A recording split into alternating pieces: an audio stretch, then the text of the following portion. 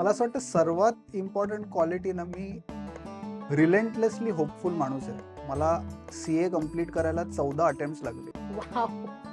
की तुम्हाला भीती घेऊनच पुढे जायला लागतं. आणि मी भरपूरदा ते बंजी जम्पिंग किंवा त्या ह्याच्यातनं उडी मारणारे व्हिडिओ बघतो. बहुतेकदा दुसरा कोणतरी ढकलतो तुम्हाला. एंटरप्रेन्योरशिपमध्ये तुम्ही तसं करून चालत नाही. एंटरप्रेन्योरशिपमध्ये तुम्हालाच तुमच्यामध्ये ते करेज आणायला लागतं. बाहेर मर्सिडीज आहे का आत मर्सिडीज आहे हे कॅल्क्युलेशन आहे. आत जर मर्सिडीज असेल तर बाहेर तुम्ही रिक्षाने फिरलात तरी तुम्हाला काही फरक पडणार नाही.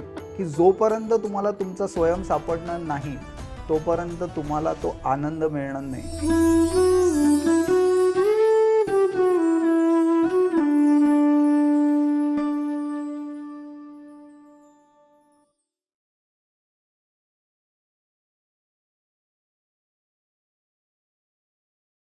नमस्कार.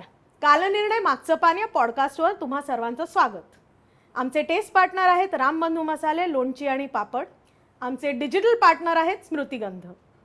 आजच्या एपिसोडमध्ये आपण बोलणार आहोत कम्फर्ट झोनच्या बाहेर जगण्याबद्दल. आपल्या सर्वांना काही ना काही करायचं असतं, स्वप्न असतात, पण ती चेज करायला एक काहीतरी स्पेशल फॅक्टर लागतो. तो काय आपण जाणून घेणार आहोत. त्यासाठी आपल्याकडे आले आहेत आशय महाजन. हे एक सिरियल एंटरप्रेन्योर आहेत. 7 वर्ष कॉर्पोरेट सेक्टरमध्ये काम केल्यानंतर 7 वर्ष स्वतःची कंपनी सुरू केली, चालवली आणि ती विकली.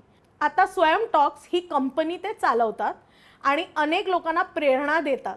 त्यामुळे आज त्यांच्याकडनं आपण काहीतरी शिकूया. नमस्कार आशय. नमस्कार. थँक्यू, आज तुम्ही वेळात वेळ काढून आमच्याशी गप्पा मारायला आलात. तर सुरू करतानाच विचारते की कॉर्पोरेट सेक्टरमध्ये तुम्ही जेव्हा गेलात ती तुमची पहिली पायरी, ते कसं काय घडलं? सो मी CA परस्यू करत होतो आणि CA परस्यू करत असताना आर्टिकलशिप करायला लागते. माझी आर्टिकलशिप झाली पण CA झालं नाही. तर तिकडे भरपूर वेळ लागत होता आणि CAकडे काम करत राहणं त्यावेळेला इट वॉज नॉट ॲडवायजेबल, कारण का CAकडे काम करत असताना तितके पैसे मिळत नाहीत. तर त्यावेळेला असं झालं की एका मैत्रिणीने सांगितलं की माझी कंपनी आहे, तिचं बॅक ऑफिस इंडियामध्ये स्टार्ट होतं आहे आणि त्यांना अकाउंट्स पेएबल ह्या डिपार्टमेंटमध्ये फ्रेशर्स पाहिजेत, तर तू तिकडे जॉईन कर. आणि त्या दृष्टीने मी म्हटलं, माझा CV पाठवला. तिकडे त्यांनी इंटरव्ह्यू घेतलं, बेसिक अकाउंट्स फायनान्सचे प्रश्न हे केले. CA करत असल्यामुळे त्याचा बऱ्यापैकी हँग होता आणि ते क्लिअर झालं आणि त्या ह्याच्यामध्ये माझं कॉर्पोरेट करिअर सुरू झालं. आणि तिकडनं मी तो प्रवास सुरू झाला आणि तिकडे कॉर्पोरेटमध्ये it is not just about work but overall जे कॉर्पोरेटमधले मॅनरिझम्स असतात, तिकडे ट्रेनिंग्स भरपूर घडायचे, तिकडे इतर गोष्टी ज्या घडायच्या त्याच्यामध्ये तुम्ही तुमचं कम्युनिकेशन स्किल्स, इंटरपर्सनल स्किल्स ह्या गोष्टी तिकडे जास्ती व्हायच्या. सो कॉर्पोरेटमध्ये कामाबरोबर ह्या सगळ्या गोष्टींचा जो एक्सपोजर मिळाला, that was the real differentiator. That's fantastic. पण मग स्वतःची कंपनी सुरू करणं, अनेकांची स्वप्न असतात पण ती झेप घेणं हे काय सोपं काम नाही. तर ते कसं काय सुचलं आणि कसं काय जमवून आणलं? सो एक मी भरपूरदा असं एक्सपिरियन्स केलं आहे की मी काहीतरी विधान असं करून टाकतो.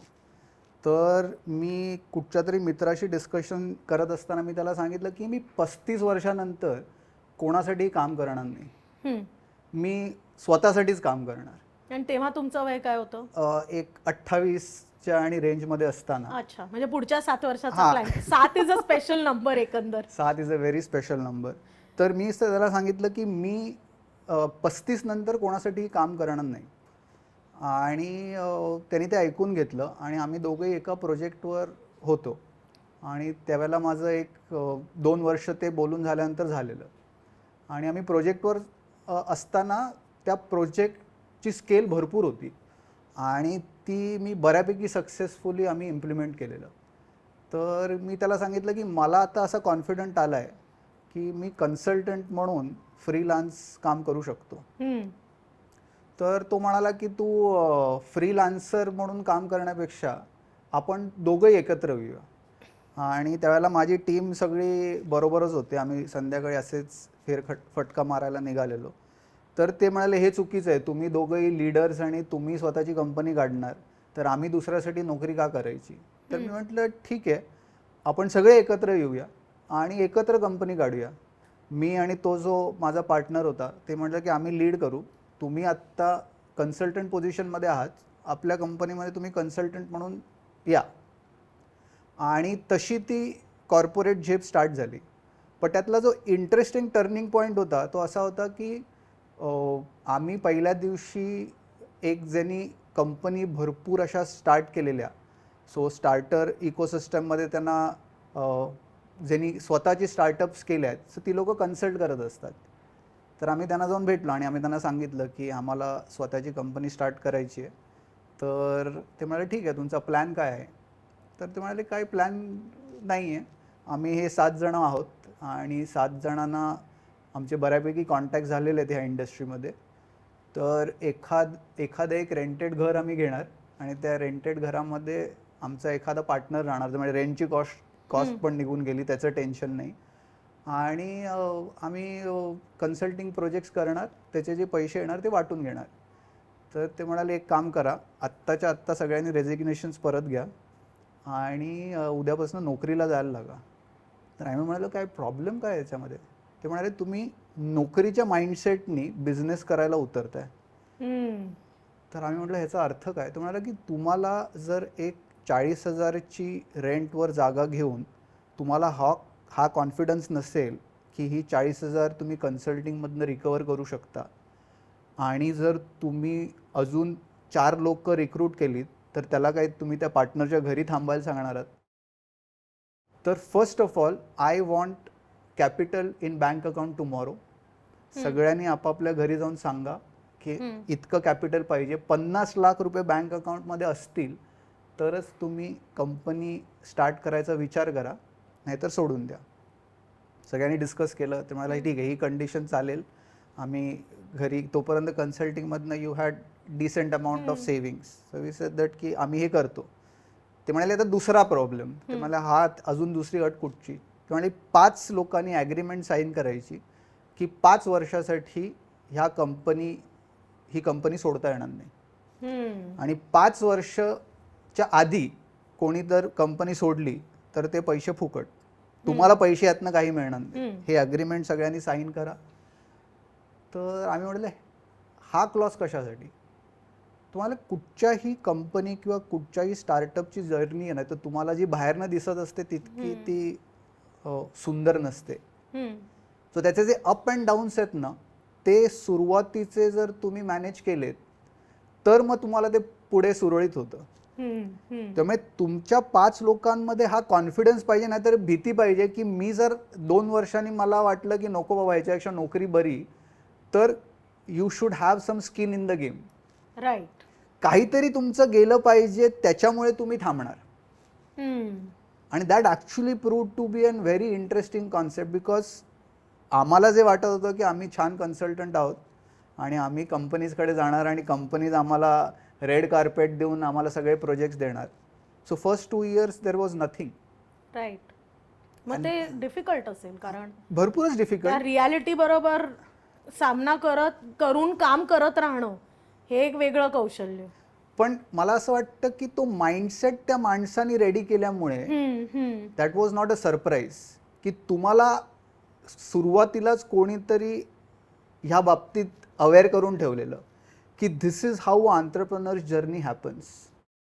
हे जाणून जर तुम्हाला त्याच्यामध्ये उतरायचं असेल तर मग the game becomes very different. आणि हळूहळू हे कळायला लागतं की हीच खरी त्यातली काय म्हणतात ती मेक आहे, किंवा हाच तो डिफरन्शिएटर आहे. की जितके पण ब्रँड्स तुम्ही बघाल जे आज तुम्ही चांगले एका लेवलला पोचलेले असतील, त्याचा सुरुवातीचा काळ तुम्ही बघितलात तर that might not be that exciting, it might not be that आत्ता जसं छान चाललंय तसं तेव्हा नसेल. आणि म्हणूनच ते ब्रँड्स त्यांची व्हॅल्यू आहे. आणि हे कोणीतरी आम्हाला सांगितल्यामुळे तो जो ॲडव्हान्टेज मिळाला, नाहीतर आम्ही त्याला कन्सल्ट न करता ह्याच्यात उतरलो असतो आणि 2 वर्षामध्ये जर थकलो असतो तर असं वाटलं असतं की we R not successful.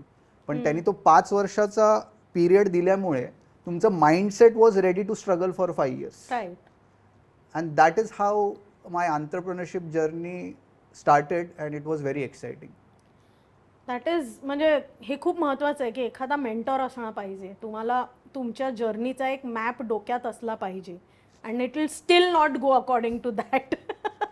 Absolutely. पण मग कंपनी विकून स्वयं टॉक्स सारखं काहीतरी जे अतिशय वेगळं आणि त्याचं स्वरूप मोर युजर, आधी तुम्ही B2B होता, आता तुम्ही B2C होताय. राईट. सो हे कसं काय घडलं? सो त्यातला एक इंटरेस्टिंग इन्सिडेंट असा झाला की नवीन काळे हुज को फाउंडर ऑफ स्वयं टॉक्स, आम्ही दोघे कॉलेजचे मित्र. हम्म.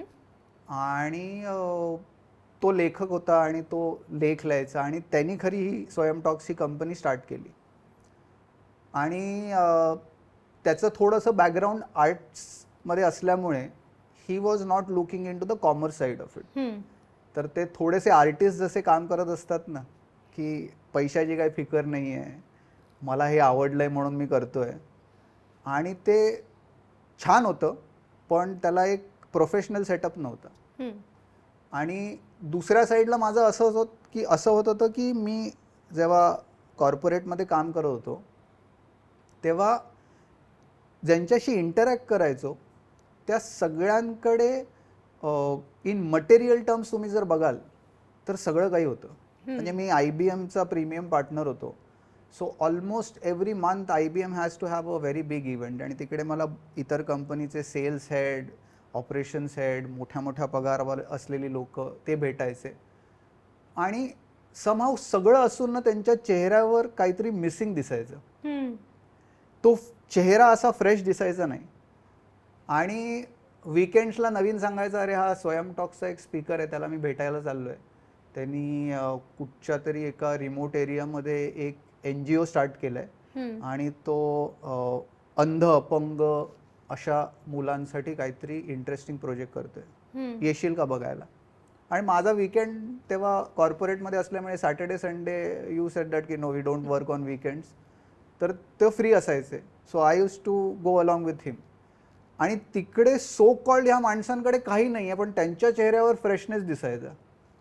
They are always excited for the next day and with challenges. की असं नव्हतं की त्या NGO did not have challenges किंवा तो आर्टिस्ट ज्याला आम्ही भेटायला जायचो त्याच्याकडे चॅलेंजेस नव्हते. पण तो ना he was looking forward to those challenges. And in the corporate world I saw people tired and जे म्हणतात ना की at the end of the month there is तो जो SMS येतो त्या सॅलरीच्या SMS साठी सगळी गंमत चाललेली. पण तो सॅलरीचा एक दिवस संपला की त्याच्यानंतरचे उरलेले 29 दिवस होते ते पुढचा तो टिंग कधी वाचतो ह्याच्यासाठी सगळं चाललेलं असायचं. ते म्हणतात ना सॅलरी ही सर्वात वाईट ॲडिक्शन आहे. आणि त्यामुळे मला थोडंसं असं झालं की हे सगळं मला आत्ता छान मिळतं, I am making money, but मी ते उत्तर शोधतोय का की मला ह्यांच्यासारखं दिसायचं नाही आहे, मला तो फ्रेशनेस पाहिजे. तर त्यावेळेला मी नवीनला जाऊन सांगितलं की तू आर्टिस्ट आहेस, माझं बॅकग्राऊंड चार्टर्ड अकाउंटन्सीचं आहे, बिझनेस आत्ता 7 वर्ष चालवलं आहे, तर मला ह्या प्रोजेक्टमध्ये येऊ दे. कारण का मला NGO स्टार्ट करायचं नव्हतं. I was not keen on starting N NGO. तर मी त्याला सांगितलं की हे एक प्रोफेशनल कंपनी म्हणून सेटअप करूया. आजही रेव्हेन्यू कुठनं येईल, आपले प्रॉडक्ट्स काय असतील हे मला माहिती नाही आहे, बट नवीनची जी थॉट प्रोसेस होती ती व्हेरी डिफरंट होती. आणि त्यावेळेला आम्ही असं ठरवलं की ही कंपनी आहे ह्याचा प्रायमरी ऑब्जेक्टिव्ह रेव्हेन्यू अर्निंग नसेल, पण one of the objective revenue earning असेल. आणि थोडंसं तुम्ही जर बघितलं तर गुगल आणि ह्या सगळ्या ज्या कंपनी स्टार्ट झाल्या, फेसबुक आणि ह्या ज्या कंपनी स्टार्ट झाल्या, it did not start with revenue models. Correct. Revenue models eventually came in place. Right. They first tried to build something which interested them. मला हे इंटरेस्टिंग वाटतंय, मला रोज सकाळी उठून ह्या प्रॉडक्टमध्ये काहीतरी करावं असं वाटतंय, ह्या दृष्टीने एक प्रॉडक्ट डेव्हलप करूया आणि इव्हेंच्युअली फिगर आउट करूया की ह्याचा रेव्हेन्यू मॉडेल कसा होईल. सो हा फारच रिस्की. आणि मी एका मराठी मध्यमवर्गीय फॅमिलीमधनं आल्यामुळे सो जेव्हा नोकरी सोडलेली तेव्हा वडिलांचं म्हणणं होतं की चांगली नोकरी सोडून हे करण्याचं काय हे आहे. तेव्हा सांगितलं बाबा भरपूर पैसे मिळणार याच्यामध्ये. तर ही वॉज सेड ओके भरपूर पैसे मिळणार तर you can do it. Now when I shifted टूक दिस सेकंड टर्न, पैसे कसे मिळणार हे माहिती नाही. तर ते म्हणाले हे मग तू आता जरा अति करतोयस. तर तेव्हा त्यांना सांगितलं की मी हे प्रॉमिस करतो की ह्या सगळ्या इक्वेशनमध्ये there would be no financial impact on me. कारण का मी जेव्हा ती कंपनी चालवत होतो I had created decent amount of money to kind of take care of myself. सो मी कुठचंही डिसिजन भरपूर इमोशनल होऊन हे करायचं म्हणून ते लगेच सोडलं नाही. तर मला वाटतं थोडंसं CA असल्यामुळे ते calculations at the back of the mind were there. पण हे खूप महत्वाचं आहे, ते गणित, त्याच्यावर आपण बोलूच, बट गो ऑन. हां, तर ते गणित मांडल्यामुळे नेहमी माझ्याकडे ते गणित इज द बेस. म्हणजे मला असं वाटतं की भरपूरदा गफलत इकडे होती की कोणीतरी गणितामध्येच भरपूर अडकतं किंवा कोणीतरी पूर्ण झोकून दिल्यामध्ये अडकतं की मी झोकून दिलं आता जे होईल ते बघूया. किंवा कोण म्हणतं मी गणितच करत बसतो, जोपर्यंत हे गणित सॉल्व्ह होणार नाही तोपर्यंत मी हलू शकणार नाही. आणि ह्या गणित आणि हे ड्रीम्स याच्यामध्ये एक कॅल्क्युलेटेड रिस्क नावाची एक जागा आहे, ती तुम्हाला घ्यायला लागणार, सुवर्ण मध्य. आणि ते घेतल्यावर तुम्हाला ती थॉट प्रोसेस क्लॅरिटी येते की मी हे जे काय होईल ते मी बघून घेईन, या पद्धतीने मी ह्याच्यात उतरलेलो नाही आहे. जे होतंय ते बघून घेईन ह्या पद्धतीने उतरलोय. आणि ते मी नवीनला क्लिअरली सांगितलं की हे बिझनेस मॉडेल डेव्हलप करण्याच्या दृष्टीने आपण दोघं कसं करूया ते विचार करूया. आणि आम्ही रोज महिन्याला क्वार्टरली हेच आम्ही डिस्कशन करत असतो की काय चांगला प्रोडक्ट होऊ शकेल. आणि हे जे आपल्याला सापडलंय की जोपर्यंत तुम्हाला तुमचा स्वयं सापडणार नाही तोपर्यंत तुम्हाला तो आनंद मिळणार नाही. आणि म्हणून ते आम्ही नेहमी डिस्कस करत होतो की सुख आणि आनंद याच्यामधला जो फरक आहे की सुख हे there is something outside which will give you that, ते बाहेरचं आहे. आणि आनंद आहे तो आतला आहे. म्हणजे मी नेहमी गमतीने सांगत होतो की तुमची बाहेर मर्सिडीज आहे का आत मर्सिडीज आहे हे कॅल्क्युलेशन आहे. आत जर मर्सिडीज असेल तर बाहेर तुम्ही रिक्षाने फिरलात तरी तुम्हाला काही फरक पडणार नाही. आणि बाहेर जर मर्सिडीज असेल आणि आतमध्ये रिक्षा असेल तर मर्सिडीजमध्ये फिरून पण तुम्हाला मजा येणार नाही. आणि हे स्वयंच्या पूर्ण प्रवासात आम्हाला फिरताना ते जाणवतं आहे. यू विल नॉट बिलीव्ह की आम्ही महाराष्ट्रभर फिरत असतो आणि आमच्याकडे अशी ओळखीतली लोक आहेत ज्यांनी in material terms they have achieved the impossible. पण तरी आज जरी आम्ही संध्याकाळी गेलो तर ते आम्हाला सांगतात की आज रात्री गप्पांसाठी थांबा जरा, काहीतरी नवीन गोष्ट सांगा, कोणी काहीतरी इंटरेस्टिंग केलंय ते सांगा. हे जर इंटरेस्टिंग नसतं तर त्या माणसाने सांगितलं असं की तुम्ही थांबून किती पैशाचा फरक पडणार ते सांगा, तर तुम्ही थांबा. बरोबर. सो आत्ता आमची ट्रॅव्हल कॉस्ट मधली जी स्टे कॉस्ट असते ती नसतेच, कारण का पूर्ण महाराष्ट्रभर आमची घरं आहेत. अरे वा. आम्ही तिकडे जातो, त्यांना फोन करून सांगतो काका आम्ही उद्या औरंगाबादला येतोय, छत्रपती संभाजीनगरला येतोय, पुण्याला येतोय, साताऱ्याला येतोय, आणि आमच्यासाठी ते घर रेडी असतं. आणि ते पण ते तेवढ्या उत्सुकतेने आमची वाट बघत असतात की असं नाही आहे की आम्ही ते कॉस्ट कमी करण्यासाठी आम्ही हे मॉडेल नाही आहे, पण जे आमचं पूर्ण प्रॉडक्ट आहे that is about social interactions, माणसं जोडणं. आणि त्यामुळे this is becoming an very interesting model to work upon. खूपच छान. पण मला एक सांगा, आता आपण मगाशी जे म्हणालो आपण त्याच्यात थोडं खोलवर जाऊया. ते जे गणित होतं, अनेक यंग मुलांना बिझनेस सुरू करायचा असतो किंवा त्यांना, आणि तुम्ही म्हणालात तसं ते गणितात तरी अडकतात किंवा न विचार करता झोकून देतात. आजकाल आपल्याकडे इन्फ्लुएन्सर हा कॉन्सेप्ट आल्यामुळे हातातली नोकरी सोडून आपण त्याच्या मागे जातो.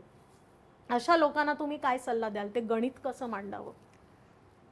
सो त्या गणित जे मी मांडलं ते सांगतो, आणि म्हणूनच मी सांगतो की मी करिअर एक्सपर्ट नाही आहे. मी करिअर हे जे चेंज केलं तो प्रॅक्टिशनर आहे. त्यामुळे मी काय केलं ते सांगतो. If it is going to help people I think so it definitely.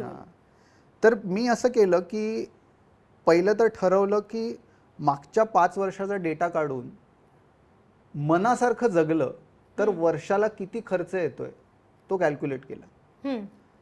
त्या कॅल्क्युलेशनमध्ये इंटरनॅशनल ट्रिप टाकल्या, कारण का माझ्या मुलांना मी हे सांगून चालणार नाही की बाबांनो परवापर्यंत सगळं व्यवस्थित होतं, आता माझ्या डोक्यामध्ये काहीतरी खूळ आलं आहे तर ते तुम्ही आपले इंटरनॅशनल ट्रिप्स बंद, असं नाही होऊ शकत. कारण का त्यांच्यासाठी हे एकच आयुष्य आहे आणि त्यांचं ते लहानपण आहे ते इंटरेस्टिंग झालं पाहिजे. तर जे स्टँडर्ड ऑफ लिव्हिंग मी कॉर्पोरेटमध्ये असताना जगत होतो ते स्टँडर्ड ऑफ लिव्हिंग मेंटेन करण्यासाठी ॲन्युअली किती कॉस्ट लागते. So that was the first column. दुसरा कॉलम होता की आत्तापर्यंत जितके तुम्ही सेव्ह केलेत त्याचं तुमचं फंड व्हॅल्यू किती येते. आता the fund value divided by this annual cost gives you how much amount of years you have to take risk. Right. So just for example 1 कोटी आहेत आणि 10 लाख खर्च आहे तर 10 वर्ष रिस्क घेण्यासाठी आहेत. आता 10 वर्ष जर रिस्क घेतली तर कम्प्लिटली अकाउंट रिकामी होणार, ते पण करून चालणार नाही. करेक्ट. तर त्यातलं किती अमाऊंटपर्यंत तुम्ही खाली जाऊ शकता. सो 50 लाखापर्यंत मी रिस्क घेऊ शकतो, म्हणजे मी 5 वर्ष रिस्क घेणार. 5 वर्षामध्ये मी एकही पैसा कमवला नाही आणि सगळं मी फक्त खर्च करत राहिलो तर 5 वर्षांनी स्वतःला सांगायचं की हे बाबा जमत नाही आहे, परत जे करत होतास ते करायला जा. दुसरी गोष्ट, मी चार्टर्ड अकाउंटंट होतो, माझ्याकडे क्वालिफिकेशन होतं, इंडस्ट्री एक्सपिरियन्स होता. सो मला जर आत्ता परत जायचं असेल तर कदाचित मला एक स्केल खाली जायला लागेल, पण माझ्याकडे तो ॲव्हेन्यू आहे. सो कुठचं तरी पहिलं क्वालिफिकेशन किंवा अशी गोष्ट विच इंडस्ट्री रिस्पेक्ट्स आणि तुम्ही इंडस्ट्रीमध्ये परत जाऊ शकता ही तुमच्याकडे असली पाहिजे. हे खूप महत्त्वाचं आहे. प्लॅन बी. प्लॅन बी. हे जेव्हा सगळं झालं तेव्हा ते गणित असं झालं की आता तुझ्याकडे इतकी वर्ष आहेत, ह्याच्यामध्ये घरच्यांचं सगळं जे आहे ते त्याच स्टँडर्डनी चाललंय, तिकडे त्यांना कुठेही फरक नाही. नाहीतर भरपूरदा जर तिकडे चॅलेंज आला आणि ते किड्स किंवा बायको जर म्हणायला लागले की बाबा परवापर्यंत हे सगळं छान होतं, सडनली तू काय करतोयस आणि तुम्ही सांगता नाही नाही तर माझ्या मनात आलंय, दॅट्स नॉट डन. तर हे जेव्हा गणित पूर्णपणे रेडी झालं तेव्हा तुम्ही कोणाला तरी ऑफर करता की ही मी रिस्क घ्यायला तयार आहे. आणि कधी कधी माझ्या डोक्यामध्ये ना हे कॉन्सेप्ट्स मी त्याला स्टोरी टेलिंगमध्ये कन्वर्ट करतो. तर तुमच्याकडे जर पॅराशूट असेल तर त्या पॅराशूटची खरी गंमत कुठच्या तरी विमानात बसून जाऊन उडी मारण्यामध्ये आहे. मी भरपूर लोक बघतो जे जमिनीवर राहूनच पॅराशूट ॲड करत राहतात. की त्याला विचारलं की माझा एक ओळखीचे होते आणि ते स्वयं टॉक्सला एकदा कार्यक्रमाला आले आणि तिकडे भन्नाट माणसं असतात, वेगवेगळे काम करणारी लोक असतात आणि ते म्हणाले की अक्षय माझा EMI आत्ता शेवटचा 6 महिन्याचा EMI बाकी आहे, तो एकदा झाला की मी मनासारखं जगणार आहे, सगळं सोडून देणार, मनासारखं जगणार. म्हटलं वा छान, एवढा एका कार्यक्रमाने तुमच्यामध्ये इम्पॅक्ट झाला. पुढच्या कार्यक्रमाला भेटले, मी म्हटलं मनासारखं जगताय, तर मला नाही रे, पुण्याला एक सेकंड होम घेतलं, त्याचा EMI स्टार्ट झाला. सो हे कधी कधी आपणच त्या एक्सटर्नल जे प्रेशर्स असतात, म्हणजे मी जे केलं त्याच्यामध्ये माझ्यामध्ये क्लॅरिटी असल्यामुळे that was not challenging for me. But first 3 years I did not dare to tell anybody outside my family that I have taken this decision. सगळे म्हणायचे IT कंपनी मस्त चालली आहे, छान चालली आहे, 140 लोक झालेली आहेत, छान करतायत काम, व्यवस्थित आहे, मग तू सारखा फिरताना दिसतोस, मी जरा ब्रेक घेऊन माझं काहीतरी एक मनासारखं जगायचा प्रयत्न करतोय. आणि त्या मनासारखं जगण्याच्या प्रोसेसमध्ये मला स्वतःला फार रिलॅक्स वाटायला लागलं, मेंटली, इमोशनली. सो ती जी स्टेबिलिटी होती ती मला स्वतःत सापडायला लागली.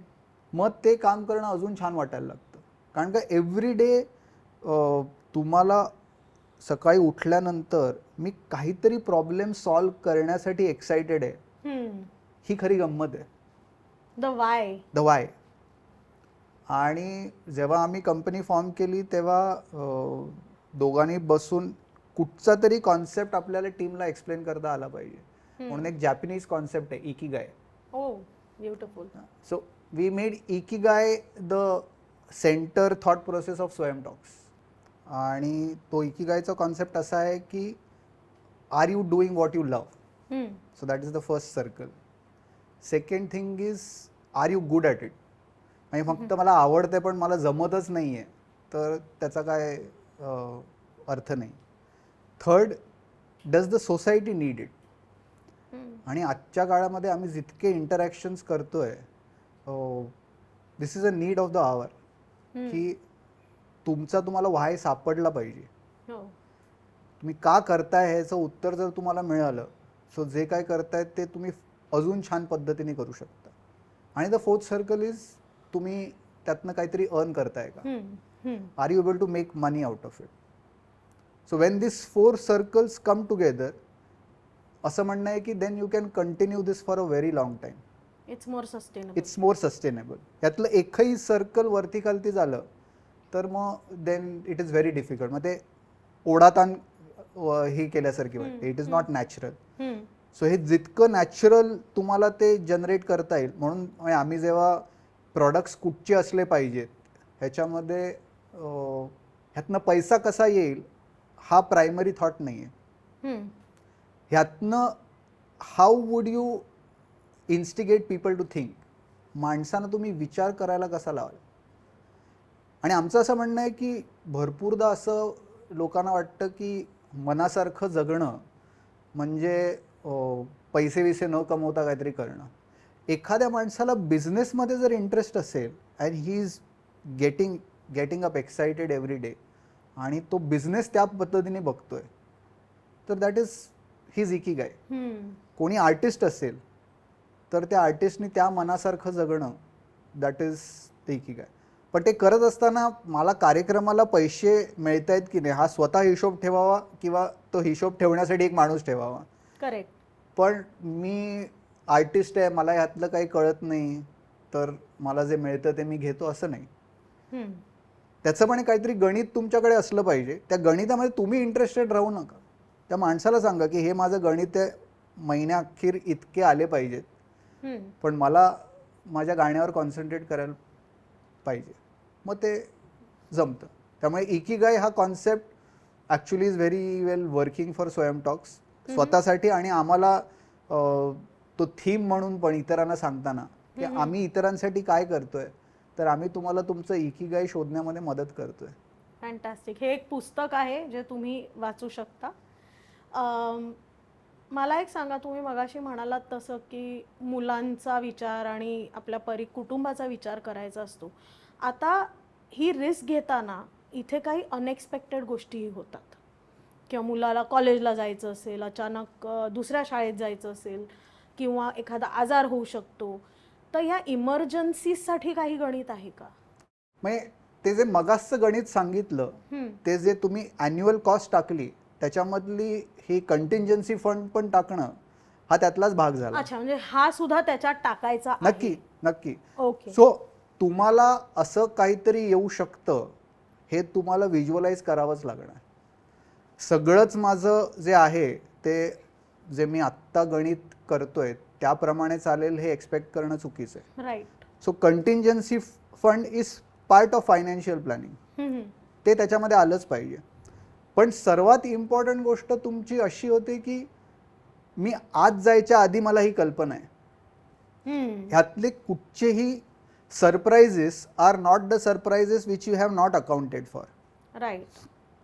सो त्याच्यामध्ये जर क्लॅरिटी अशी आहे की अशी कुठची सिच्युएशन आली तर मी हे डिसिजन घेणार आहे की समोरच्याला सांगणार की बाबा हे भरपूरच माझ्या कुवतीच्या पलीकडे आलेलं आहे तर मला आत्ता ब्रेक घ्यायला लागेल. I will not be able to continue. ही क्लॅरिटी तुम्ही जेव्हा डोक्यात घेऊन चालता तेव्हा त्यावेळेला it doesn't seem a difficulty. It is uninformed decision. आणि म्हणून की हे व्हिज्युअलायझेशनची जी प्रोसेस आहे की प्रत्येक गोष्ट तुम्ही जेव्हा व्हिज्युअलाइज करून स्वतःसमोर ठेवता, म्हणजे तो फ्लोचार्ट सारखा आहे, तो फ्लोचार्ट तुमच्यासमोर रेडी पाहिजे. सो त्यावेळेला त्या डिसिजन मेकिंगमध्ये you don't feel like a loser, की काय यार माझं 3 वर्षात जायला लागलं. 3 वर्षात जायला लागलं कारण का something which I had not anticipated and which was important ते आलं, आणि त्यासाठी मला ते थांबवावं लागलं. प्रायोरिटीज क्लिअर होतात. हां, म्हणजे भरपूरदा माझ्या आता बहिणी किंवा वहिनी त्या सगळ्या ह्याच्यामध्ये पण त्यांनी करिअरमध्ये त्यांना थांबायला लागलं because of child coming into picture. तर माझं असं म्हणणं आहे की ते जर कोणीतरी डिझाईन केलं की पुढची 10 वर्ष मी कॉर्पोरेटमधनं स्किप करते ह्या रिझनसाठी, and I will again come back in my corporate job after 10 years, that's a very good clarity. नाही तर भरपूरदा कसं होतं की तुझ्यासाठी मी सगळं सोडलं, मग त्या चाइल्डचं मी नव्हतं सांगितलं तुला सोडायला. Right, absolutely. हो. तर हे करिअर जेव्हा तुम्ही डिझाईन करताय, तो ह्या ऍस्पेक्टनी पण कोणीतरी बघू शकतं की मला हे करायचंय, आत्ता माझी प्रायोरिटी चेंज झाली. पण मग नंतर तुमचा फोकस कसा राहतो की पुढची 10 वर्ष तुम्ही तुमच्या इंडस्ट्रीशी कनेक्टेड राहता, तुम्ही तुमच्या मित्रमैत्रिणींना भेटत राहता. कारण का मी 10 वर्षांनी परत येणार आहे मला माहिती आहे.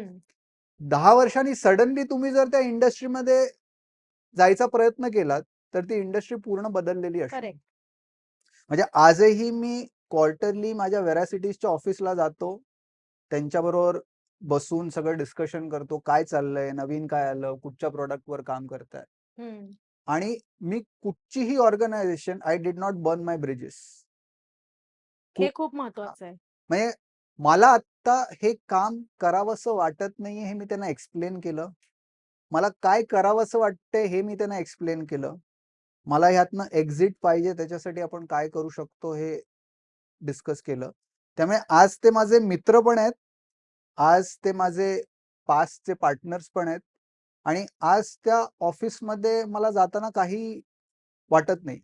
आणि ते सोडल्यानंतर भरपूर सोसायटीचं तसं थॉट प्रोसेस असतं की मला विचारायचं, अरे काय आलं, का झालं, तू सोडलंस का, त्यांच्यावर काय भांडण आणि झालं का? आणि म्हणलं ते छान मित्र आहेत माझे, काही प्रॉब्लेम नाहीये, आणि ते अजूनही मी फोन केला तर वी इंटरॅक्ट. सो तुम्ही त्या भानगडीत पडू नका की काय झालं आमच्यामध्ये. आम्ही डिसिजन घेतलं, आणि हे फार इम्पॉर्टंट. सो दॅट्स वाय मी जेव्हा पण जे करिअर स्विच केलं किंवा चेंज केलं, मी ते इन्फॉर्म डिसिजन्स घेतले. कारण का इमोशनली जेव्हा तुम्ही चार्जड अप असता ना, तेव्हा तुम्ही कॅल्क्युलेशन्स किंवा ते जे विचार करण्याची तुमची कुवत असते ती फार लो लेवलला असते when you are emotionally charge. ते इमोशनली चार्जड अप झाल्यानंतर त्याला हे जेव्हा कॅल्क्युलेशन्सचा तुम्ही बेस देता, तेव्हा you become confident, and then you enter this world of switching with a very confident mindset. Right. की मला सगळं माहिती आहे की मला जे कॉर्पोरेटमध्ये मिळायचं ते मिळणार नाही. मला तो जो अमाऊंटचा जो एक हाय असतो तो ह्या कॉन्सेप्टमध्ये आत्ता मिळणार नाही. पण it is not that I don't foresee Swayam becoming a 100 crore company in next 10 years. Right. आता ते 100 कोटीची कंपनी कशी बनवायची ह्याचा विचार करत राहा. जे आता तुम्हाला गुगल आणि फेसबुक मध्ये दिसतंय तेच आहे की eventually they became a company which you die to work for. की सुरुवातीला ह्या कंपनीमध्ये जर मी इन्व्हेस्ट केले असते तर माझं काय झालं असतं. तर ती थॉट प्रोसेस घेऊन you have to work forward. Right. म्हणजे रस्ता आपला बॅकवर्ड वर्किंग केलं पाहिजे. राईट. आपलं 10 वर्षात हे ध्येय आहे, त्या अनुषंगाने आपले टप्पे काय असले पाहिजे. टप्पे, values, because most of the time people only look at financial terms. If you are starting a concept company, ह्या कॉन्सेप्टवरनं तुम्ही कधी डिव्हिएट होणार नाही. म्हणजे आजही स्वयं टॉक्स आता बऱ्यापैकी लोकांना लोकप्रिय झाल्यामुळे काही फोन असे येतात की आमच्या स्पीकरना तुम्ही जर स्टेजवर चान्स दिलात तर we are ready to pay this much amount. And it's a clear cut no from the management की स्वयं टॉक्सवर तीच व्यक्ती येईल जे आपल्याला प्रोजेक्ट करायची. पैसे देऊन जर स्वयं टॉक्सवर लोक यायला लागली तर tomorrow you will dilute the whole brand which has invested almost more than 10 years. Credibility credibility जाईल. आणि ती क्रेडिबिलिटी सांभाळून आता तुम्ही विचार करा की कसं तुम्ही इन्कॉर्पोरेट करू शकता. दुसरा काही प्रॉडक्ट होऊ शकतो का? दुसरे काही चॅनल्स होऊ शकतात का? पण हा स्वयं टॉक्सचा जो प्लॅटफॉर्म झाला तर प्रत्येकाला असंच वाटलं पाहिजे की इकडे जर हा फीचर झालाय ह्याचा अर्थ यांनी काहीतरी छान काम केलंय. आणि त्यामुळे आमची एक पूर्ण प्रोसेस आहे जी प्रोसेस फॉलो झाल्यानंतरच तो स्पीकर तिकडे येतो. म्हणजे भरपूरदा गमतीने असं होतं की कुठची तरी व्यक्ती फोन करते आणि अरे स्वयं टॉक्स ना, तर मी ह्या या विषयावर छान बोलतो, तर पुढचा कार्यक्रम तुमचा कधी आहे? म्हटलं मुंबईमध्ये. हा ठीक आहे, मला एक स्लॉट द्या, मी बोलायला रेडी आहे. म्हटलं नाही, ती एक अख्खा वर्षाची प्रोसेस असते. ती वर्षाची प्रोसेस झाल्यानंतर the team will project you they. So तुमचा जो काही विषय आहे तो टीमला पाठवून ठेवा. Our team will think on it and then will kind of project. So हे सगळं प्रोसेस टाकल्यामुळे जे आपल्याकडे क्रेडिबिलिटी आलेली आहे स्वयं टॉक्सचं. आणि आम्ही त्या सध्याच्या जगातल्या शशा आणि कासवाच्या ह्याच्यातले आम्ही कासव आहोत. आणि कासवाच्या त्या स्टोरी मधली सर्वात इम्पॉर्टंट गोष्ट जी मला वाटते ती आहे की सगळ्या जगाने सांगितलं की कासव जिंकलं, पण कासव कधीच जिंकू शकत नाही. कारण का कासवासाठी ती फिनिश लाईन नाहीच आहे. राईट. कासव चालत राहतं ह्याच्यामध्ये त्याची गंमत आहे. तो कन्सिस्टन्ट. ससा आहे तो त्या फिनिश लाईन साठी एक्साइटेड आहे. कासव फिनिश लाईन साठी एक्साइटेड नाहीये. तो ससा झोपल्यामुळे ते कासव त्यावेळेला पहिलं पोचलं. थोड्या वेळाने ससा त्याला परत मागे टाकेल, पण कासव त्याच्याकडे बघतच नाहीये. कासव म्हणते शेवटपर्यंत मी चालत राहणार, कुठे पोचतोय ते बघूया. राईट.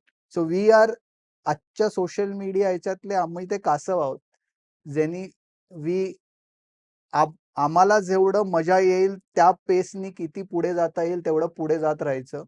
पण आमची कॉम्पिटिशन कोणाबरोबर नाही. राईट. पण मला एक सांगा, हे करताना तुम्ही व्हॅल्यूज बद्दल बोललात. तुमच्या पर्सनॅलिटीचे काय असे ट्रेट्स आहेत?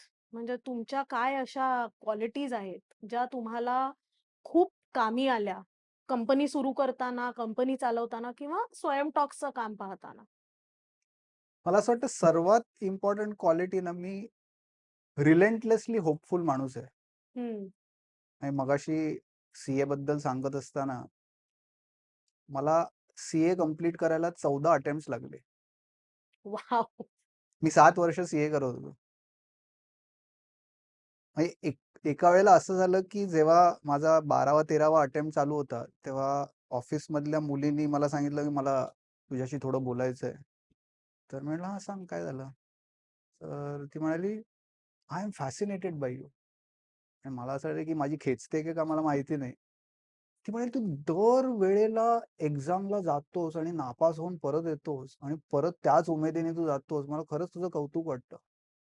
आणि तिचं असं झालेलं की ती सीए इंटर पर्यंत फर्स्ट अटेम्प्ट होती आणि सीए फायनलचा तिने अटेम्प्ट दिला आणि तिला घरी फेलची मार्कशीट आली. मला ती फेलची मार्कशीट बघितल्यानंतर जे माझं झालं की मी अजून ही एक मार्कशीट बघूच शकत नाही. आणि तेव्हा मी तिला सांगितलं की मी तुला एक थॉट प्रोसेस देतो, बघ तुला जमतंय का, की तू जितके अटेम्प्ट देऊ शकतेस आणि देत नाहीयेस, एक व्हर्च्युअल मार्कशीट तुझ्या घरी नेहमी येते. तुला दिसत नाहीये ती, मला फक्त त्याचा प्रिंटआउट येतोय. कारण का you have the opportunity and you are not trying. My only difference is दर 6 महिन्यांनी मला असं दिसतं की ही ऑपॉर्च्युनिटी आहे माझ्याकडे. मी होईन की नाही होईन हे मला माहिती नाही. आणि त्यावेळेला मी समजा 25 वर्षाचा होतो. मी स्वतःला सांगितलं मी 40 वर्षापर्यंत ट्राय करत राहणार. So you gave yourself a deadline. Yes. पण ती इतकी मोठी होती की 28व्या वर्षी झालो तेव्हा मला असं झालं की सगळे म्हणाले काय किती वेळ घेतला. आणि माझ्यासाठी आम्ही 12 वर्ष आधी झालोय CA. So you have yourself such stretch targets की इतक्यापर्यंत मी प्रयत्न करत राहणार. आणि ते मला फॅसिनेटिंग वाटतं. कंपनी पण स्टार्ट होताना पहिल्या 2 वर्षामध्ये सगळ्यांचं मन वरती खालती व्हायला लागलं की अरे काय होत नाहीये, प्रोजेक्ट्सच येत नाहीयेत. म्हटलं घरी जेवायला मिळतंय, काही त्रास आहे घरी आपल्याला, पैसे कमवलेत आपण कन्सल्टिंगमध्ये. 2 वर्षात नाही होते एवढं काय, 5 वर्षाची आपण साईन केली आहे ना. राहूया ना, 5 वर्ष मजा करूया. त्या काळामध्ये मी टीम आउटिंग्स, लोकांना तिकडे बाहेर घेऊन गेलो, मजा केली. आणि त्याच्यानंतर सगळे सांगतात की जी पहिली 3 वर्ष होती ना, तेव्हा आपण मजा केली, ती खरी मजा होती. मजा होती. त्याच्यानंतर आता सगळं काम सुरळीत झाल्यानंतर सगळेजण कामामध्ये गुंतलेली आहेत. सगळे छान पैसे कमवतायत. पण त्यांना ते दिवस आठवतात. माझे जितके पण जे कंपनी जॉइन केली आणि आता they are doing good at different places. Phone केल्यानंतर "अक्षय वो जो पार्टियाँ थी." जो हम्म. पण मला कळलं की त्यांना जर एक्साइटेड ठेवलं, तर they will look forward to something. Absolutely. So हा जो एक रिलेंटलेसली होपफुलपणा आहे ना, की आज नाही उद्या होईल. पण मी आजचा हा स्ट्रगल जो आहे, तो मी एन्जॉय करणार. हम्म. आणि तो स्ट्रगल एन्जॉय करता, करता लोकं पण तुमच्याकडे जे बघायला लागतात ना, म्हणजे भरपूरदा असं होतं की you are appreciated for your effort rather than the results. Hmm. की अजूनही हा हार मानत नाहीये. अजूनही हा सोडत नाहीये. म्हणजे कित्येकदा तर असं झालं की मी ॲक्चुअली चार्टर्ड अकाउंटंट माझी मोठी मुलगी झाल्यानंतर झालोय. अच्छा. तर त्या ह्याच्यामध्ये पण लोकं म्हणायचे, "तू कसा मॅनेज करतोयस?" आम्ही म्हटलं, "ती अपॉर्च्युनिटी आहे." मला 6 महिन्यांनी तो पेपर मी अटेम्प्ट करतो. मला जेवढं जमतंय तेवढं मी लिहून येतो. तेवढाच माझा प्रयत्न आहे. हम्म. आणि थोडंसं असं आलं की त्या दरम्यान जी लोकं मिळाली ना, की मला हे जाणवलं की तुम्हाला ना एक कोणतरी होप देणारा लागतो. हो. सो माझा एक बॉस होता. सो तो नेहमी सांगायचा, "तुझ जैसा बंदा बीपीओ में क्या करियर बना रहा है? तुझे तो चार्टर्ड ही होना चाहिए." हम्म. आता माझा इंटरनल डायलॉग कंटिन्युअसली हा होता की नाही मला माहिती नाही. पण कधी-कधी तुमचा इंटरनल डायलॉग थांबवून तुम्हाला कोणाचा तरी एक्सटर्नल डायलॉग घ्यायला लागतो. हम्म. की अरे हा माणूस तुझ्यामध्ये एवढा विश्वास दाखवतोय. तो म्हणतोय की तुझ्यासारखा माणूस चार्टर्ड झाला पाहिजे. आणि तू काय स्वतःबद्दल विचार करत बसलायस? सो हे जे इंटरनल, एक्सटर्नलचे जे गेम आहेत आणि म्हणून मी आत्ता कोणाशी बोलतो, अ, पहिल्यांदा भेटल्यानंतर तो कदाचित सांगितलं की "अरे हे होत नाहीये, ते होत नाही." हम्म. म्हटलं "काही नाही रे, होणार सगळं व्यवस्थित." आणि मला माहिती असं की त्या उत्तराचं खरं तसं काही हे नाहीये. हम्म. पण त्या माणसाला आत्ता रिॲलिटीची गरज नाहीये. राईट. "अरे तुला माहिती आहे का फारच डिफिकल्ट आहे, तसं नाही होत ते इतकं." त्याला काय करायचंय? त्याला माहिती आहे त्याचं आयुष्य डिफिकल्ट आहे. हम्म. त्यावेळेला तुम्ही फक्त त्या डिस्कशनमधनं "काही नाही रे, होऊन जाईल." तो दिवस तरी त्याचा सक्सेसफुल निघाला. At least he came out hopeful out of that day. आणि असे जर तुम्हाला रोज कोण ना कोणतरी मिळालं, eventually you will figure out. हा जो आशावाद आहे, हा एक आपल्याकडे जो व्यावसायिकाचा माइंडसेट असतो, त्याचा महत्वाचा भाग आहे हे लक्षात येतं तुमच्याशी बोलल्यावर. पण हा कसा घडवायचा स्वतःसाठी? हा तुमच्यात कुठून आला? मग एक तर थोडंसं तुमचे फॅमिली बॅकग्राऊंड जे असतं ते फार त्याच्यामध्ये मदत करतं. सो माझे आई-बाबा सुरुवातीपासून त्या माइंडसेटचे आहेत, हं. की काहीतरी पॉझिटिव्ह घडत राहायला पाहिजे हं. आणि त्यासाठी जे काही आपल्याकडनं होऊ शकतं ते घडवत ठेवायचं. हं. म्हणजे एक इंटरेस्टिंग किस्सा आहे, की आमच्या बिल्डिंगमध्ये एक जे स्वच्छता कर्मचारी असतात. हं. तर त्यांना बाकी सगळेजण भंगी आहे, भंगी असं म्हणायचे. आणि माझी आई त्यांना नावाने हाक मारायची. आणि तिला त्यांचे वाढदिवस लक्षात राहायचे. त्यांच्या मुलांचे वाढदिवस लक्षात राहायचे. त्या मुलांच्या वाढदिवसाला आई काहीतरी गोड बनवून तिला बोलवून द्यायची. इतर सगळं लोकं म्हणायचे, की आम्ही तिच्याशी बोलायला गेलो तर ती जे काही फटकळ बोलते आमच्याशी, हं. तुझ्याशी बोलताना मात्र वेगळी असते. सो मला हेच जाणवलं, की भरपूरदा तुम्ही त्या माणसाला माणूस म्हणून जर यू इंटरॅक्ट, हं. तर ते इंटरॅक्शन छान होतं.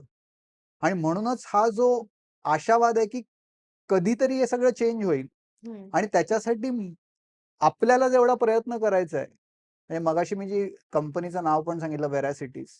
तर मी सगळ्या टीमला सांगितलं, की भरपूरदा असं जाणवत होतं, की जेव्हा तुम्ही कन्सल्टिंगचे प्रोजेक्ट घ्यायचा, तेव्हा जर 10 दिवसाचं काम आहे, तर 20 दिवसाचं काम आहे म्हणून तुम्ही प्रोजेक्ट सबमिट करायचा, मग ते 15 दिवसावर नेगोशिएट व्हायचं आणि तुम्ही पैसे कमवायचं. म्हटलं 10 दिवसाचं काम 10 दिवसातच आम्ही करणार, या कॉन्फिडन्सने आपण जाऊया. हम्म. आपल्या साईडनी तरी आपण एकदम इमानदार राहूया, की 10 दिवसाचं काम आहे, 20 दिवसाचं काम नाहीच आहे. हम्म. आणि रेट तुम्ही प्रीमियम ठेवा, कारण का आम्ही चांगलंच काम देतो तुम्हाला. बरोबर. सो चांगलं काम करत असताना जी तुमच्यामध्ये एक कॉन्फिडन्स डेव्हलप होतो ना, की मी काही चुकीचं करतच नाहीये, मी एक चांगला प्रॉडक्ट डेव्हलप करतोय, मी देतोय आणि त्याच्या बदल्यात काहीतरी एक्सपेक्ट करतोय. सो मग ते कंटिन्यू होणं इज फार मोर सस्टेनेबल. हम्म. भरपूरदा ती गंमत कशी होते, की तुम्ही जे बाहेरचं जग असतं त्याचे एक पॅरामीटर्स आहेत, सक्सेसचे पॅरामीटर्स आहेत, रेव्हेन्यूचे पॅरामीटर्स आहेत आणि ते पॅरामीटर्स तुम्ही मॅच करायला जाता हो. सारखं, की मी मी इतक्या वर्षी जर माझं स्वतःचं घर घेतलं तर मी सक्सेसफुल, माझ्याकडे ही गाडी असेल तर सक्सेसफुल. तर मग त्या पॅरामीटर्ससाठी काहीही करायला मी तयार झालो, तर मग then I also know values. That I am also compromising. मग आय गेट ओके विथ की सगळं कॉम्प्रोमाइज्ड आहे. हम्म. तर मग मी कशासाठीच नाही, if I don't stand for anything I will fall for everything. माझे काहीच व्हॅल्यूज नाहीये. राईट. पण ते व्हॅल्यूज कॅरी केल्यानंतर तुमच्यामध्ये काहीतरी एक स्वतःचं वलय पण निर्माण होतं, हो. की मी हा असा आहे आणि ते जसे आहात तसे, की जर नसेल तर उगाच मला माझ्यामध्ये दया नसेल तर मी दयावान आहे दाखवायची काहीच गरज नाही. पण ते स्वतःला प्रश्न विचारल्याने, की मी असा आहे, मला हे असं लागतं, असं लागत नाही. आणि आजही आम्ही कुठच्याही स्पॉन्सरकडे गेलो, तर आमचं इंटरॅक्शन असं आहे, की आम्ही जरा प्लीज आम्ही कार्यक्रम करतोय, आम्हाला जरा हा कार्यक्रम आहे. हम्म. हा एका उत्तम पद्धतीने घडवण्याची आम्ही जबाबदारी घेतलेली आहे. हे समाजासाठी गरजेचं आहे. त्याची ही कॉस्ट येते. We want you to become partners in this. Hmm. काही लोक म्हणतात नाही आमचं मार्केटिंग बजेट नाही. फार छान. काहीच प्रॉब्लेम नाही याच्यामध्ये. नाही बघा ना जरा काहीतरी, नाही गरज नाहीये ना. So when you take that stance, so now आता असं झालंय की you have some partners who say that की तुम्ही करत राहा, वी विल सपोर्ट यू. पण त्याच्यासाठी तुमचा स्टान्स पण मग तसा लागतो. म्हणजे नो युअर व्हॅल्यू ऍब्सोल्युटली. हे खूप महत्वाचं आहे. Know your value and know your values हे राईट, महत्वाचं राईट, आहे. राईट. ऍब्सोल्युटली. आपण जसे ग्रो होतो तसा बिझनेसचा आत्मा जो असतो तो बदलतो का, आणि तो बदलू नये म्हणून प्रयत्न करावा की तो ऑर्गॅनिकली बदलू द्यावा? नाही मला असं वाटतं की तो बदलू नये. इथॉस तरी बदलू नये. त्या इथॉस आत्ता if you are doing live programmes आणि त्याच्यानंतर आता डिजिटल मीडियम आलं, तर आम्ही लाईव्ह प्रोग्राम्स करण्यामध्ये आम्हाला खरा रस आहे. लोकांनी ते अंतर्मुख होऊन ऐकलं पाहिजे. तर आम्ही डिजिटल मीडियमवर जाणार नाही, हे नाहीये. हम्म. सो तो इथॉस सेम ठेवून आजूबाजूचं जे काही चेंज होतंय, म्हणजे कालनिर्णयाच्या बाबतीतच मी बघितलंय की त्याचा ऍप आहे आता, हो. त्याचं पॉकेट कॅलेंडर आहे. सो आम्ही कॅलेंडर असंच बनवतो आणि ते असंच बनत राहणार हे नाही, पण कालनिर्णयने त्याच्यामध्ये दुसरं काही आणण्याचा प्रयत्न नाही केला. सो आजही मला लहानपणीची जी आठवण आहे की ते आई मागे बघून काहीतरी सांगायचे, अरे संकष्टी इकडे आहे किंवा हे चंद्रोदय ह्या वेळेला होणार आहे, तिथे कालनिर्णयमध्ये बघून सांगायची. हो. सो तो जो कॉन्टेंट आहे that the brand has stuck with. So त्या दृष्टीने मग त्याच्या आजूबाजूचे प्रोडक्ट्स की कसे चेंज होतील, काय होतील ते तुम्ही चेंज करत राहा. पण इथॉस चेंज झाल्याने दोन प्रॉब्लेम्स होतात. हम्म. ते जे खालचे टीम्स असतात ना ते कन्फ्यूज होऊन जातात. हम्म. आजच्या घडीला आमच्या कुठच्याही टीम मेंबरला विचारलं की अरे ते बघ ते भरपूर पैसे द्यायला तयार होत आहेत, स्वयंचा जरा स्टेज मिळेल का, तर माझा lowest member will kind of confidently से की हे आमच्याकडे होतच नाही. तो कन्फ्यूज होत नाही, अच्छा इतके पैसे देत आहेत का, मग जरा विचारून बघतो. तो सांगतो नाही इकडे it will not work. So ते जेव्हा येतं तेव्हा ऑपरेशनल एफिशियन्सी इन्क्रीज होते, की हे करतच नाही इकडे, हे होतच नाही, तर विचारण्याचा प्रश्नच नाहीये. हम्म. किंवा कुठच्या तरी कस्टमरला प्रॉडक्ट त्याच्या मनासारखा झाला नाही आणि तो रिफंड मागतोय, देऊन टाका रिफंड. त्याला जर प्रोडक्ट मनासारखा मिळाला नाही तर त्याला कसं हे तुमच्या मनासारखं होतं किंवा आम्ही द्यायचा प्रयत्न केला नाही ना. He is not happy. मध्ये खूप प्रॉडक्टिव्हिटी जाते. प्रोडक्टिव्हिटी जाते आणि ही क्लॅरिटी तुम्ही सांगून ठेवलेली आहे की आजही जो स्वयंचा ऑडियन्स येतो तो आता हळूहळू थोडासा फॅमिली सारखा झालेला आहे. हम्म. सो ते असतानाही कोणीतरी जर आम्हाला फीडबॅक दिला की हा कार्यक्रम अजून छान होऊ शकला असता, we are welcome to that feedback. की हे आम्ही एवढा चांगला प्रयत्न करतो तरी तुम्ही त्याच्यामध्ये काही ना काहीतरी काढत राहता, असं तुम्ही नाही घेऊ शकत त्याला. So be open to feedback. Be open to feedback, stay true with your, तुम्ही जे काय तुमचा गाभा आहे त्याला तुम्ही स्थिर राहायला पाहिजे तुम्ही. आणि जर ते तुम्ही कॉन्फिडंट असाल ना, तुम्हाला जर ते मनापासून जर पटलेलं असेल तर मला असं वाटतं ते तरुण जातं आणि ते अजून बहरतं. नाहीतर तुम्हीच confuse, as a business leader आपणच जर कन्फ्युज झालो तर मग ते चॅलेंजिंग आहे. ऍब्सोल्युटली. या सगळ्यामध्ये माइंडसेटमध्ये एक तुम्हाला पेशन्स तर पाहिजे, विजन पाहिजे, पण एक जे करेज लागतं ते करेज कुठून आणायचं? म्हणजे कितीही म्हटलं तरी गणित झालंय, व्हॅल्यूज कळल्या आहेत, आता पुढे जायचं, ते करेज कुठून आणायचं आणि यात मेंटॉर्सचा वाटा केवढा असतो? सो 2 प्रांजळपणे गोष्टी सांगतो की तुम्हाला भीती घेऊनच पुढे जायला लागतं. हम्म. कितीही तुम्ही गणितं मांडलीत तरी ज्या दिवशी तुम्ही ते डिसिजन घेत असता तुम्हाला घाम फुटणारच आहे. हम्म. सो कोणीतरी जर असं म्हणालं की मी तो पूर्ण विचार केला आणि ते गणित मांडल्यामुळे माझ्यामध्ये एवढी क्लॅरिटी आली की मला क्षणभर पण भीती वाटली नाही, तर माझा एक्सपिरियन्स सांगाल तर ते भीती सकट तुम्हाला पुढे जाता आलं पाहिजे. हम्म. की जसं आहे की पॅरेशूट घेऊन उडी मारत असताना हे पॅरेशूट उघडलं नाही तर हा प्रश्न सदानकदा राहणारच आहे. राईट.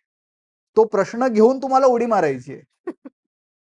जास्तीत जास्त करू शकता की 2 पॅराशूट घेऊन उडी मारा, एक नाही उघडलं तर दुसरं तरी उघडेल. सो मी मगाशी जे गणित सांगितलं ते जर तुम्ही 10 वर्ष तुमच्याकडे मिळाली आहेत आणि तुम्हाला भरपूर भीती वाटत असेल तर 2 वर्षासाठी रिस्क घेऊन बघा. 8 वर्ष तुमच्याकडे बफर ठेवा. पण ह्यात भीती वाटणारच आहे, कारण का तुम्ही जर बेसिकली तुमच्या मनाकडे बघितलं तर त्या मनाची सर्वात मेन जे काम आहे ते तुम्हाला सुरक्षित ठेवणं आहे. मन कधीही हा प्लॅन सांगत नाही की तुम्हाला ह्या सगळ्यातनं तुम्ही तरुण जाल. त्या मनाशी जेव्हा तुम्ही बोलता तेव्हा तुम्हाला त्याला थोडासा धीर आहे, अरे बघूया रे होऊन जाईल सगळं, करू आपण काहीतरी. इतकी वर्ष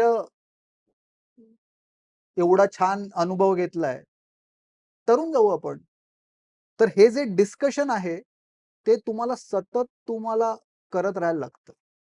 आणि ते जर झालं तर ते सुरुवातीचे डाऊट्स आहेत आणि त्याच्यानंतर एखादं काहीतरी चांगलं घडतं तेव्हा बघितलं हे पण घडलं.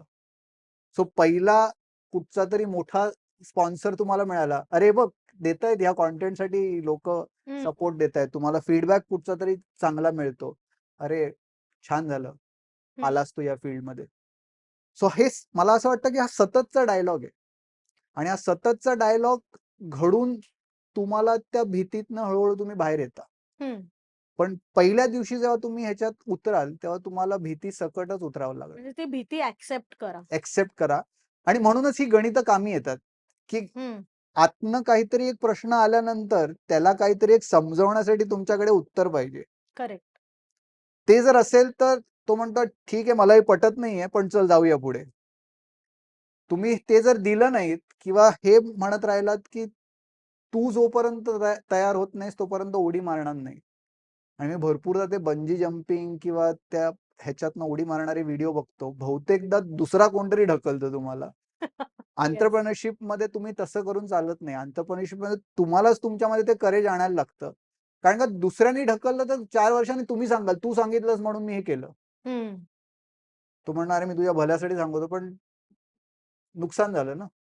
तर मला आता सगळं पटलंय, मी कॉन्फिडंट झालोय, आता मी उडी टाकतोय आणि त्याचे जे काही कॉन्सिक्वेन्सेस होणार आहेत ते मी एक्सेप्ट करायला ज्या दिवशी उडी मारतोय त्या दिवशी मी एक्सेप्ट करायला तयार आहे. आणि म्हणूनच मग ती वर्ष तुम्हाला कामी येतात, करेक्ट.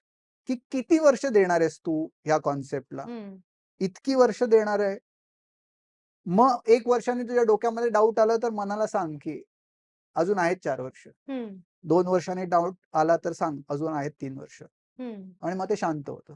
राईट. पण ते पूर्णपणे शांत होऊन तुम्ही एंटरप्रेन्योरशिपची जर्नी किंवा कुठचाही चेंज तुम्ही इन्कॉर्पोरेट करूच शकत नाही.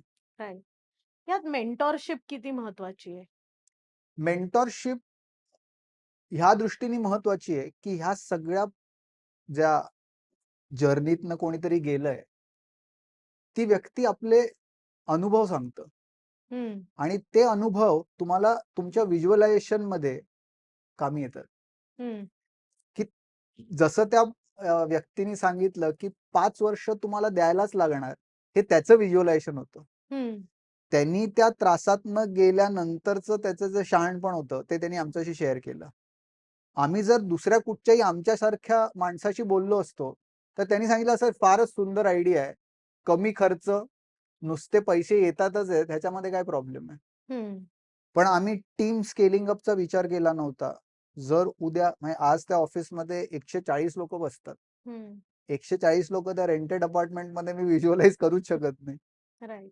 सो पहिल्या दिवशी तुमचं त्या कामाकडे बघण्याचा जो दृष्टिकोन आहे तो पूर्णपणे एक्सपांड करून जर तुम्ही त्याच्यात उतरलात तर ते जे येणारे मध्ये मध्ये जे अडथळे आहेत ते तुम्हाला अडथळे न वाटता तुम्ही त्याच्याकडे अच्छा हे मला आधीच माहिती होतं, हे मला आधीच माहिती होतं आणि त्या पद्धतीने तुम्ही डोक्याने त्या आयडियाजवर विचार करायला लागता, की मला 10 वर्षांनी 5 वर्षांनी हा विषय हँडल करायचा आहे, मला फायनान्स उभा करायचा आहे 5 वर्षांनी, तर मग कसं करणार आहेस. मग तुम्ही ते कुणाला एंजल फंडिंग पाहिजे का, तुम्हाला कोणा इन्व्हेस्टरकडे जायचंय का, हे सगळं तुमच्या डोक्यात चालू होतं.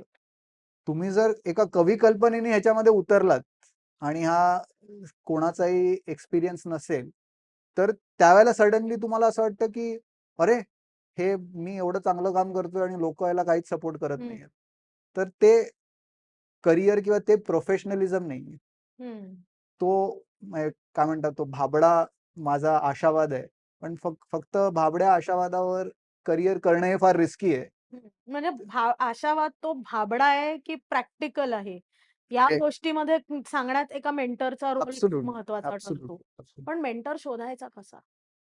मला असं वाटतं ना की तुम्ही तुमच्या डोक्यात जे चाललंय ते भरपूर लोकांशी जेव्हा डिस्कस करत राहता ना तेव्हा तुम्हाला तो मेंटर सापडतो. म्हणजे जसं गुरु सापडतो म्हणतात ना, की तुम्ही गुरु शोधून तुम्हाला मिळणारच नाही. ते काहीतरी आहे की तो त्यावेळेला तो समोर प्रकट होतो. पण त्यासाठी सतत तुम्हाला हे मला वाटतंय, हे माझं असं आहे आणि त्यामध्ये मगाशी असं सांगितलं की सगळंच तुमच्यामध्ये छान बघणारा जर कोण मिळाला तर ते थोडंसं चॅलेंजिंग आहे. ते प्रॉब्लेमॅटिक आहे. तुमच्यामध्ये काय कमी आहे हे छान शब्दात सांगणारा व्यक्ती पाहिजे. कारण का त्या मोमेंटला तुमची मानसिक स्थिती पण अशी असते की कोणीतरी म्हटलं हे काय मूर्खपणा आहे तर तुम्ही तिकडेच खचून जाल. तर तुम्हाला असा एक व्यक्ती पाहिजे की फार छान काम करताय पण ह्याचा विचार केलायत का, फार छान काम करताय पण इकडे लक्ष देताय ना. आणि ते मला असं वाटतं की भरपूर लोकांशी तुम्ही जेव्हा बोलता तुमच्या ज्या आयडियाज आहेत ते तुम्ही मेन्शन करता तेव्हा ह्या वेव्हलेंथची लोक ऑटोमॅटिकली तुम्हाला सपोर्ट करायला लागतात आणि ते जेन्युइनली फीडबॅक देतात. आणि त्यातला असा पण भाग आहे की सगळ्यांचं तुम्हाला ऐकायला लागणार आणि त्यातलं काय घ्यायचं हे तुम्हाला डिसाईड करायला लागणार, फिल्टर करायला. कारण का किती जरी त्यांनी सांगितलं तरी ते जी ओनरशिप आहे ती त्या माणसावर नाहीये. सो ते जे सांगितलंय ते आल्यानंतर ह्याच्यावर विचार करून की अच्छा खरंच आपलं हे जे मॉडेल आहे की आपण काहीच खर्च न विचार करता कंपनी उभी करण्याचा प्रयत्न करतोय आणि त्यांनी जे लॉजिकली सांगितलं की इतका पण कॉन्फिडन्स नाहीये की 30,000 तुम्ही रेंटचे रिकवर करू शकता तर बिझनेस का करताय. हा थॉट प्रोसेस जेन्युइन आहे ह्याच्यावर विचार करा. आणि तुमच्या विचार करण्याचा दृष्टिकोन सुद्धा टोटली बदलतो. टोटल बदलला. आणि ते आता तुम्ही जसं जसं पुढे जात जाता, सो ज्या वेळेला स्वयं टॉक्स सुरू केलं तेव्हा इंटरनेट की आता ते जे रूल्स आहेत ते इकडे लागू. इतकं हम्म. पहिलं कॅपिटल स्वतःच्या खिशातनं घाला, हम्म. स्वतःच्या खिशाला काहीतरी झोंबलं पाहिजे, तर ते तुम्ही त्याच्यामध्ये टिकून राहाल. नाहीतर तर भरपूर लोकांना छान काम करायचं असतं, पण as soon as the skin in the game comes, people start, अरे हे खरंच करायचंय का आपल्याला? हम्म. तो एक फिल्टर लागतो इकडे, की तुम्ही जर डाव लावता की हा खरंच मी इंटरेस्टेड आहे, तो ते पैसे जातील की नाही हा दुसरा गोष्ट हे आहे, पण तो पहिलं हे आहे की आम्ही ह्याच्यामध्ये कॉन्फिडंट आहोत, हे काम करणार आहे. ऍब्सोल्युटली. हे सगळं खूप छान आहे, शिकण्यासारखं आहे. पण मला एक विचारायचं आहे, हे सगळं करताना तुमचे छंद किंवा तुमचा जो स्वतःचा मी टाइम आहे, हा किती महत्वाचा असतो आणि त्यासाठी तुम्ही काय करता? नाही, तो मी टाइम फारच महत्वाचा आहे, कारण का भरपूरदा मी हे बघितलंय की असे सगळे इंटरेस्टिंग कॉन्सेप्ट जर तुम्ही करत असाल तर तुमची आयडेंटिटी ही त्या कॉन्सेप्ट बरोबर मर्ज होऊन जाते. आणि मला असं वाटतं की त्या कॉन्सेप्टच्या बाहेर मग तुमची काहीतरी आयडेंटिटी पाहिजे. आणि जेव्हा मी कॉर्पोरेट आयुष्य सोडलं तेव्हा कॉर्पोरेट आयुष्य सोडत असताना माझं फिजिकल हेल्थ पण थोडीशी बोंबललेली असे म्हणू शकतो मी. तर तेव्हा असं जाणवलं की मेंटल हेल्थ किंवा आपल्याला मनासारखं जगण्यासाठी मी स्वयं टॉक्स हे करतोय, पण त्याच वेळेला मला माझं शरीर उत्तम ठेवायचं होतं आणि त्यावेळेला मी थोडासा फिटनेसकडे वळलो. आणि फिटनेसकडे वळल्यानंतर सुरुवातीला मॅरेथॉन्स केले. मॅरेथॉन्स करत असताना त्याच्यानंतर काही मित्रांनी सायकलिंग एक्सपिडिशन्स सांगितले, तर त्या सायकलिंग एक्सपिडिशन्सवर आम्ही गेलो. आणि ते झाल्यानंतर एका माणसाने सांगितलं, आता तू रनिंग पण करतोस, सायकलिंग पण करतोस, तर एक आयर्नमॅन नावाची स्पर्धा आहे, ज्याच्यामध्ये स्विम, सायकल आणि रन हे 3 असतात. तर ती तू का करत नाहीस? आणि ते सुरुवातीपासून कोणीतरी डोक्यात टाकल्यानंतर तो चॅलेंज घ्यायचा ही सवय असल्यामुळे ती आयर्नमॅनची जर्नी स्टार्ट झाली आणि मी ह्याच ऑगस्टमध्ये आयर्नमॅन पण कंप्लीट केलं. कॉंग्रॅच्युलेशन. थँक्यू. हे छान तुम्ही सांगितलं की बाहेरच्या आयुष्यात तुमच्या बिझनेस बद्दल फक्त विचार न करता त्यातनं पण प्रेरणा मिळते. आता आपण क्विक फायर घेतोय. येस. मी पटपट प्रश्न विचारते, तुम्ही पटपट उत्तर. येस. नोकरी की व्यवसाय? व्यवसाय. जोखिम की स्थिरता? जोखीम. आकडे की कथा? कथा. आईटी की content podcast? Content podcast. Marathon की आयर्नमॅन? आयर्नमॅन. डोंगर की समुद्र? डोंगर. सकाळी की रात्री वर्कआउट? सकाळी. करिअर कोणत्याही टप्प्यावर बदलू शकतो का? नक्कीच. कम्फर्ट झोन सोडणं किती गरजेचं आहे? भरपूर गरजेचं आहे. रिस्क न घेता ग्रोथ शक्य नाही, खरं की खोटं? खरं. पुन्हा शून्यातून सुरुवात आवडते का? खरी तीच गंमत आहे. फॅन्टॅस्टिक. आशय तुम्ही वेळात वेळ काढून आमच्याकडे आलात, आमच्याशी या छान गप्पा मारल्या, त्याबद्दल कालनिर्णयकडून ही छोटीशी भेट. थँक्यू. आपले टेस्ट पार्टनर आहेत रामबंधू मसाले, लोणची आणि पापड, त्यांच्याकडनं ही खास भेट. थँक्यू. कालनिर्णय मागचं पान या पॉडकास्ट बरोबर असेच जोडलेले राहा. आमच्या चॅनलला सबस्क्राईब करायला विसरू नका. आजचा एपिसोड कसा वाटला हे नक्की कॉमेंटमध्ये कळवा आणि आवडला असेल तर शेअर मात्र नक्की करा. आपले डिजिटल पार्टनर आहेत स्मृतिगंध. पुढच्या एपिसोडमध्ये आपली भेट होणारच आहे, पण तोपर्यंत नमस्कार.